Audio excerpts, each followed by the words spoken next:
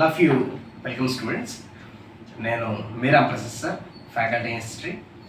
అయితే ప్రధానంగా ఈ వీడియో చేయడానికి కారణం ఏంటంటే ఏపీఎస్సి ఇటీవల కాలంలో నిర్వహించినటువంటి గ్రూప్ 2 ప్రిలిమ్స్ ఎగ్జామ్ ఏదైతే ఉందో దానికి దాదాపుగా 1,00,000 మందిని క్వాలిఫై చేయడం జరిగింది మెయిన్స్ ఎగ్జామ్ కోసం అని చెప్పి. అయితే ఆ ఉద్యోగాలు ఎన్ని అని అంటే 900 ఉద్యోగాలు సుమారుగా. సో ఎంతమంది మెయిన్స్కి క్వాలిఫై అయ్యారు అని అంటే 1,00,000 మంది క్వాలిఫై అవ్వడం జరిగింది. దాదాపు నాకు తెలిసినంత వరకు 15-18 మార్కులు వచ్చిన వాళ్ళు కూడా క్వాలిఫై చేయడం జరిగింది ఆయా కేటగిరీలను బట్టి. సరే, ఇక్కడ విషయం ఏంటంటే ప్రధానంగా నా స్టూడెంట్స్లో మెయిన్గా డిఎస్సి వాళ్ళు ఉన్నారు, కానిస్టేబుల్ వాళ్ళు ఉన్నారు, బ్యాంక్ ఎగ్జామ్ ప్రిపేర్ అయ్యే వాళ్ళు ఉన్నారు, ఆర్ఆర్బీకి ప్రిపేర్ అయ్యే వాళ్ళు ఉన్నారు, ఎస్ఎస్సికి ప్రిపేర్ అయ్యే వాళ్ళు ఉన్నారు. సో ఇప్పుడు ఈ గ్రూప్ 2కి ఏదైతే మెయిన్స్ ఉందో, గ్రూప్ 2 ప్రిలిమ్స్ ఏదైతే ఉందో, ఈ ప్రిలిమ్స్ క్వాలిఫై అయిన వాళ్ళు ఈ అన్ని రకాల స్టూడెంట్స్ ఉన్నారు. సో వీళ్ళందరూ కూడా ఎక్కువ మంది రిజల్ట్ వచ్చిన తర్వాత ఈ 3-4 రోజుల్లో నా దృష్టికి వచ్చింది ఏంటంటే, సార్ మేము గ్రూప్ 2 ప్రిలిమ్స్ క్వాలిఫై అయ్యాం, సో మెయిన్స్కి ప్రిపేర్ అవ్వాలనుకుంటున్నాము, సో మాకు గైడెన్స్ ఇవ్వండి, మేము చాలా హార్డ్ వర్క్ చేసి కష్టపడతాము అని చెప్పి అనడం జరిగింది. సో ఈ ప్రాసెస్లో ఇక్కడ వేరు స్టూడెంట్స్ ఉన్నారు, అటు DSC, constable, RRB, SSC, banking. So మీ అందరి కోసం కామన్గా ఒక రియాలిటీని అర్థం చేసుకోవడం కోసం ఈ వీడియో చేస్తున్నాను.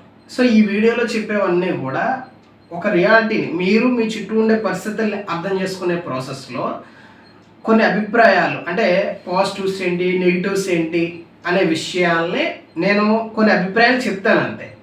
సో దాన్ని మీ పరిస్థితులకు తగినట్టుగా అన్వయించుకొని మీరు ఆలోచించుకోండి, గ్రూప్ 2 మెయిన్స్కి ప్రిపేర్ అవ్వాలా వద్దా, ప్రిపేర్ అయితే ఏ పద్ధతిలో ప్రిపేర్ అవ్వాలి అని చెప్పి. సో నేను ముందే చెప్తున్నా, గ్రూప్ 2కి ఎవరు ప్రిపేర్ అవ్వద్దు అని నేను చెప్పట్లా. సో మన రియాలిటీని మనం మరింత క్లారిటీగా అర్థం చేసుకోవాలి అన్న ఉద్దేశమే ఈ వీడియో చేయడం అన్నమాట. అయితే ఫస్ట్ మనం మాట్లాడుకున్నట్లయితే సబ్జెక్టుల మధ్య ఉండేటటువంటి వేరియేషన్ని మనం చూసుకోవాలి. ఇది ఎలాగనంటే, ఉదాహరణకి ఒక అబ్బాయి కానిస్టేబుల్కి ప్రిపేర్ అవుతున్నాడు, నన్ను ఫోన్ చేసి సార్ నేను ఇలాగా గ్రూప్ 2 మెయిన్స్కి ప్రిపేర్ అవ్వాలనుకుంటున్నాను అని చెప్పాడు అనమాట. అయితే ఇలా అందరూ చెప్పారన్నాను కదా. అయితే ఇక్కడ విషయం ఏంటంటే, కానిస్టేబుల్ సిలబస్ అనేది చాలా వ్యాస్ట్ సిలబస్, చాలా ఎక్కువ syllabus. English, arithmetic, reasoning, general studies పరంగా అటు సోషల్ సబ్జెక్టులు, ఇటు సైన్స్ సబ్జెక్టులు, దీంతోపాటు కరెంట్ అఫైర్స్. సో ఇంత వేరియబుల్గా ఉంటుంది. కానిస్టేబుల్ పోస్ట్ చిన్నదని అనుకుంటాం కానీ సిలబస్ చాలా ఎక్కువ. అలాగే బ్యాంక్ ఎగ్జామ్కి చూసినట్లయితే మ్యాథ్స్ పార్ట్ ఎక్కువ ఉంటుంది. అంటే కాంపిటేటివ్ యాప్టిట్యూడ్, రీజనింగ్, అర్థమెటిక్కి బ్యాంకింగ్లో ఎక్కువ ఇంపార్టెన్స్ అనేది ఉండడం జరుగుతుంది. అలాగే డిఎస్సికి వచ్చేసరికి మనకి సైకాలజీ, ట్రై మెథడ్స్ ఇలాంటివి ఉంటాయి. మరి ఇక్కడ నేను ఈ పాయింట్ ఎందుకు మెన్షన్ చేస్తున్నానంటే, మనం అనుకుంటాం సార్ మేము కాంపిటేటివ్ ఫీల్డ్లో ఉన్నాం కదా, సో చాలా కాలం నుంచి ప్రిపరేషన్లో ఉన్నాం కాబట్టి గ్రూప్ 2 మెయిన్స్ అయిపోద్ది అనుకుంటాం. అయితే ఇక్కడ క్లియర్ తేడా ఏంటంటే, ఇప్పుడు ఒక డిఎస్సి అభ్యర్థి 8th class, 9th class, 10th class వరకు 10th క్లాస్ వరకు పాలిటీ చదువుతాడు స్కూల్ టెక్స్ట్ బుక్లో, అందులో సందేహం లేదు. సో గ్రూప్ 2 మెయిన్స్లో కూడా మనకి పాలిటీ ఉంది.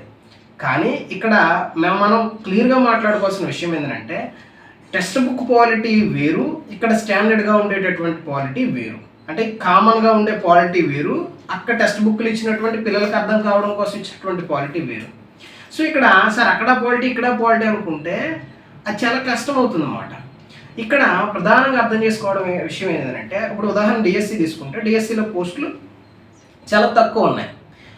ఇప్పుడు గ్రూప్ 2 మెయిన్స్ ఏమో జూలై 28న ఇచ్చాడు. ఇప్పుడు మీరు గ్రూప్ 2 ప్రిలిమ్స్ అయింది కదా అని చెప్పి మెయిన్స్కి చదువుతున్నారు అనుకోండి.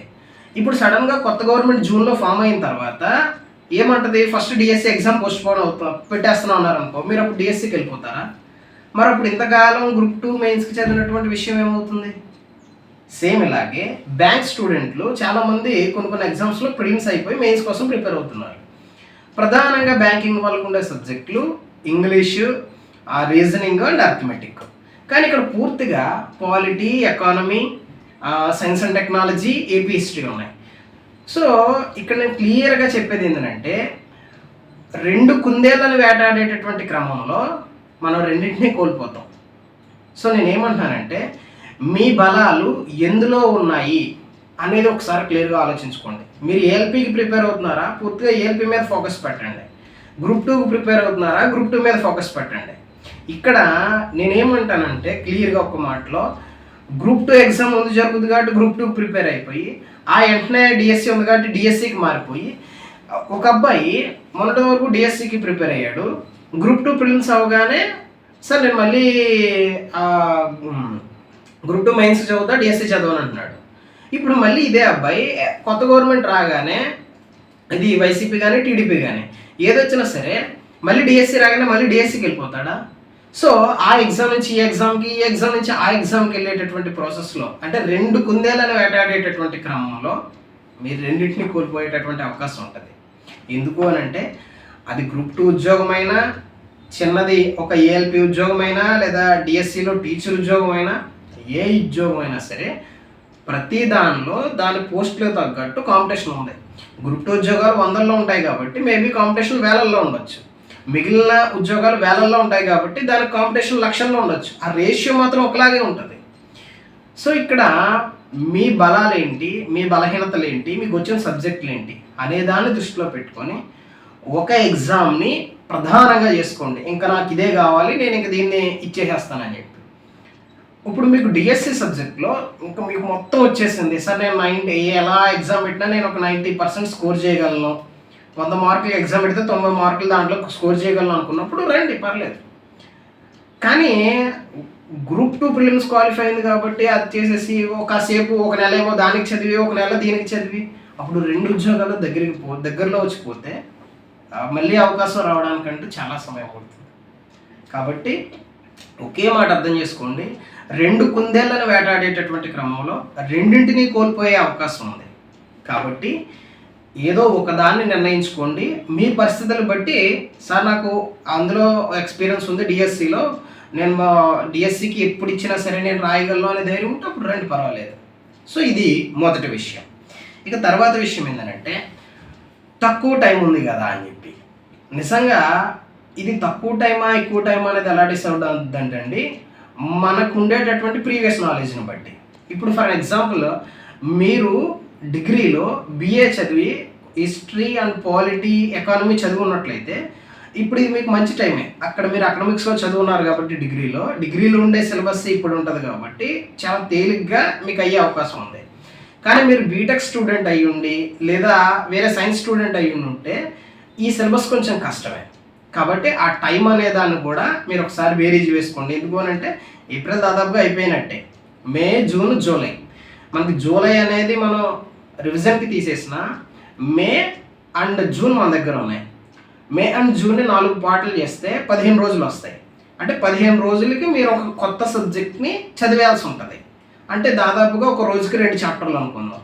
సో ఒకసారి ఆ రియాలిటీని మీరు చదవగలరా లేదా అనేది మీ స్టాండర్డ్ బట్టి, మీ అకాడమిక్ ఏదైతే ఉంది, అకాడమిక్లో మీరు ఎంత స్ట్రాంగ్గా ఉన్నారు అని బట్టి డిసైడ్ అవ్వండి. అయితే ఇక్కడ నేను మరొక విషయం ఏంటంటే, బీటెక్ స్టూడెంట్లు కానీ సైన్స్ స్టూడెంట్లు కానీ ఈ సిలబస్ని చదవలేరు అని మాత్రం నేను చెప్పట్లేదండి. ఒక క్లియర్ గైడెన్స్ తీసుకొని, మంచి బుక్స్ సెలెక్ట్ చేసుకొని, హార్డ్ వర్క్ చేస్తే, ఒక ప్లానింగ్ వేసుకొని, ఫస్ట్ ఒక స్మార్ట్ వర్క్ చేయాలి. ప్రీవియస్ బిట్స్ ఎలా ఉన్నాయి, నేను ఏం చదవాలి, ఏ బుక్ చదవాలి అని ఒక స్మార్ట్ వర్క్, ఒక ప్లానింగ్ వేసుకొని, ఆ ప్లానింగ్ ప్రకారం హార్డ్ వర్క్ చేసి, అంటే రోజుకి ఎంత టైం చదవాలనుకున్నారో క్వాలిటీగా మీరు అంత టైం చదువుతున్నట్లయితే ఈజీగా మీరు జాబ్ కొట్టచ్చు. టైం అనేది అసలు మ్యాటరే కాకపోవచ్చు ఎక్కువ సందర్భాల్లో. సో మీరు టైం గురించి ఆలోచించకండి. మీరు నిజంగా మనసు పెట్టాలనుకుంటే మీరు ఖచ్చితంగా జాబ్ అయితే కొట్టగలరు. సో ఫస్ట్ ఏంటంటే స్మార్ట్గా ఒక ప్లానింగ్ చేసుకోండి, తర్వాత దాన్ని ఇంప్లిమెంట్ చేసేటప్పుడు హార్డ్గా పని చేయండి. ఇది సెకండ్ పాయింట్. ఇక దాని తర్వాత ఏంటంటే, సార్ తక్కువ పోస్టులు ఉన్నాయి కదా అని చెప్పి, ఇక్కడ తక్కువ పోస్టులు ఎక్కువ పోస్టులు అనే దాన్ని పరిగణలో తీసుకోకండి. ఇక్కడ గ్రూప్ 2లో తక్కువ పోస్టులు ఉంటే దీనికి కాంపిటీషన్ వేలల్లో మాత్రమే ఉంటుంది. అదే వేరే ఎగ్జామ్ తీసుకుంటే, ఇప్పుడు కానిస్టేబుల్ ఎగ్జామ్ తీసుకుంటే 4000 పోస్టులు ఉంటే దానికి తగ్గట్టు అక్కడ కాంపిటీషన్ ఉంటుంది. సో తక్కువ పోస్టులు ఎక్కువ పోస్టులు అనేది మనం డిసైడ్ అవ్వకూడదండి. తక్కువ పోస్టులు ఎక్కువ పోస్టులకి అవి ఎలా ఉన్నా సరే వాటికి ఉండే కాంపిటీషన్ ఒకే రేషియోలో ఉంటుంది దాదాపుగా. సో అది గుర్తుపెట్టుకోండి. సో ఇది పోస్టులకు సంబంధించి. తర్వాత సరే సార్, మేము గ్రూప్ 2కి ప్రిపేర్ అవ్వాలి అని ఫిక్స్ అయ్యాము, గ్రూప్ 2 ప్రిపేర్ అవ్వాలనుకుంటున్నాము. సో ఇప్పుడు ఒక ఏదైనా కోచింగ్ సెంటర్లో జాయిన్ అవ్వచ్చా, ఆఫ్లైన్ కోచింగ్లో జాయిన్ అవ్వచ్చా, క్లాసులకు వెళ్ళేటట్టు